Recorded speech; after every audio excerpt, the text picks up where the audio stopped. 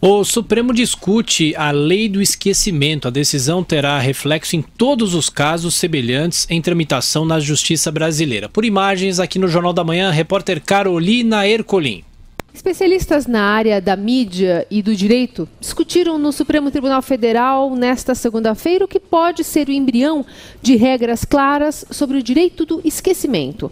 Trata-se de uma prerrogativa que a pessoa possui de não permitir que um fato passado, ainda que verídico, seja exposto ao público em geral.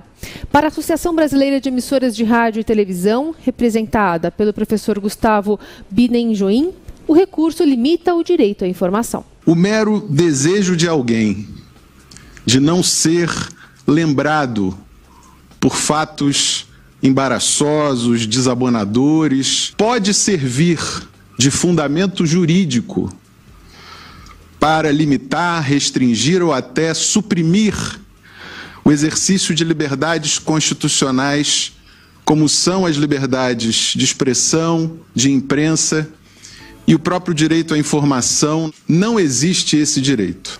O processo que motiva a discussão é de 2004, quando foi recontado um caso de estupro antigo no programa Linha Direta com a Justiça da TV Globo. Trouxe à tona detalhes de um crime que a família da vítima, Aida Curi, gostaria de esquecer. Os especialistas concordam que a discussão ganhou força com a ampliação do uso da internet e a digitalização de acervos que disponibilizam conteúdos antes restritos aos arquivos físicos, como bibliotecas. A Associação Brasileira de Jornalismo Investigativo lembrou que a remoção de registros é conveniente aos políticos, que têm usado cada vez mais esse recurso. No levantamento apresentado por Thaís Borja, o número de recursos judiciais na esfera civil cresce desde 2010 e tem picos em anos eleitorais. Essa pretensão é censura. O que é grave perceber é que não apenas quem mais busca a remoção de conteúdo são os partidos políticos e os políticos, mas pior, eles buscam isso nos anos eleitorais, quando justamente, Excelência, justamente as pessoas deveriam ter acesso a essas informações. Nesses anos eleitorais é que as pessoas têm que ter acesso à informação. O desembargador do Tribunal de Justiça de São Paulo, José Carlos Costa Neto, defende que o direito ao esquecimento é relacionado à pessoa, não aos fatos. Então, se há necessidade de preservação do fato histórico, por um lado, há a possibilidade de que aquilo não invada dessa forma de totalmente tirar todo o contexto do direito de personalidade. Quer dizer, até que ponto esse equilíbrio deve ser feito?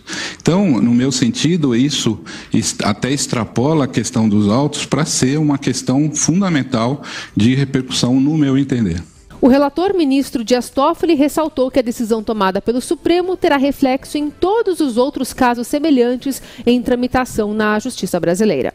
É uma discussão importante, professor Vieira. Há uma citação do início dessa questão do caso Aida Curi, que foi um célebre caso, 1958. O criminoso era Ronaldo. O Ronaldo. Usava Ray-Ban, o óculos, virou. Revista O Cruzeiro. O Cruzeiro, aí vem Davi Nasser, e tudo aquilo, tal. Foi aquela, empolgou o Brasil, tal. Essa menina teria sido jogada de um prédio no Rio de Janeiro, sido assassinada, tal. E isso foi um caso que percorreu aí aquele período tal. Agora, essa questão de remover registro, apagar o passado, apagar a história, apagar documentos, meu Deus do céu, isso é um verdadeiro absurdo. Acho que grande parte dos entrevistados foram muito felizes em dizer que é um absurdo. Quer dizer que você vai escolher o que você quer ou não deixar da sua passagem em determinado momento político. Isso é stalinismo puro, é um verdadeiro absurdo. Né? No campo da doutrina penal, professor, houve um fato curioso depois que ele cumpriu a pena. Ele foi condenado, cumpriu uma pena pesada, mas ele não podia viver em paz porque o rosto dele foi muito marcado pelas fotografias da revista O Cruzeiro. Não tinha televisão na época, era a revista O Cruzeiro e as fotos do Ronaldo com aquele Ray-Ban. Então o que ele fez? Ele fez um documento de identidade falso. Quando eu falei, não, eu não sou o Ronaldo, eu sou o João, sei lá.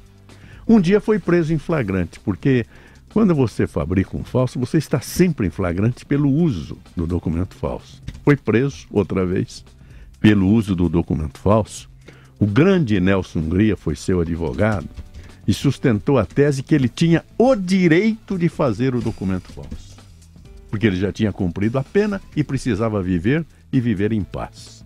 A partir daí, o crime de falso só se configura se houver prejuízo. Se não houver prejuízo, não há o crime.